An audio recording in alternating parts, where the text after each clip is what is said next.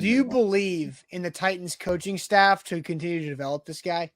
Because Malik Willis, and this is what people thought about him at the Combine, at the Senior Bowl, is that he is the most talented, athletically gifted quarterback in the draft, but he is yet to be asked to do a lot of higher level football stuff. Are the Titans the organization to help him learn the higher level football stuff? Right. It's a good question. Tim Kelly is the guy you turn to here, right? He did a great job with Davis. He's not even the offensive coordinator. I know they're messing around with who's calling the shots this year on offense.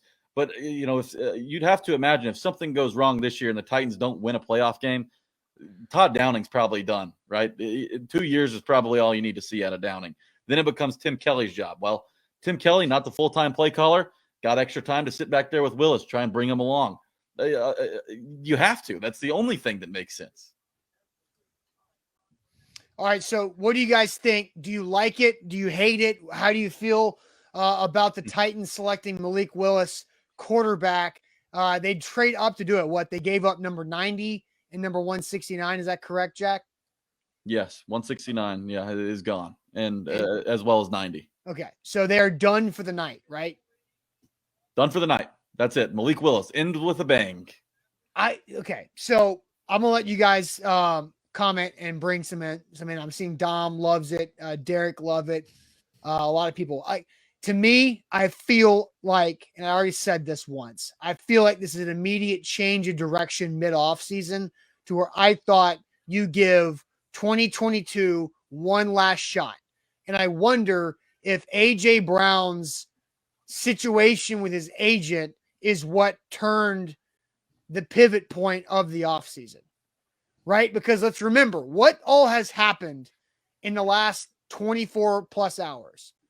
AJ Brown gets traded and people freak out because Jon Robinson wasn't willing to pay him $22 million a year, which is what AJ Brown told Teron Davenport he would have stayed for. But then Jon Robinson and the Titans are trying to tell their side of the story that we let off the second round with talking about, that AJ Brown was demanding $80 million guaranteed, which is $23 million more guaranteed than what the Eagles gave him, and that he wouldn't, quote, touch grass until he got his deal this offseason.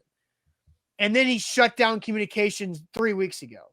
So AJ Brown changed everything with this Titans organization this offseason. Yeah, Robinson. Now you draft Malik Willis in the third round. Jon Robinson has pushed his chips, every last one of them, to the center of the table. He's all in with this draft class. I mean, if Treylon Burks, for whatever reason, and Malik Willis, they don't turn out to be the guys you hoped, and you don't find a solution at quarterback, and maybe you struggle to find a replacement at wide receiver, J-Rob has put himself under the hot seat. I mean, his lifespan has shrunk in the past 2 days, right, as Titans GM. The leash has gotten shorter. This could be, this is a make it or break it draft class for Jon Robinson. He's had some bad ones. Last year was a bad one. 2019 was one of the best draft classes, if not the best draft class in Titans history. But Jon Robinson has really put himself in between, a rock and a hard spot. So it's going to be interesting to see what happens with these guys. I like the first three players. The first three players are talented dudes that can help you in year one, right? Burks, McCreary, the tackle. I'm going to have to learn how to pronounce his name. Petit Friere. Petit Friere. Oh, but you got to say it like this. Petit Friere. Which somebody says it those sounds guys are like going to help you. It sounds like some cheese, like a fancy cheese. Right. Petit It sounds Friere. like one of those like cookie bars that they serve you on fancy airplanes. There's difference in airplanes. There's fancy airplanes. Yeah, real fancy airplanes. Okay. Yeah, But continue, like Jack. Sorry. United Arab Emirates. It feels like Jon Robinson's going all in here. You go into day 4, your draft strategy, I would imagine, has already completely changed. Right now, you may not be drafting to fill these holes immediately. You may be drafting behind positions where like Lawan maybe at left tackle. Maybe that's what the Petit Friere guy comes in to do. Who knows?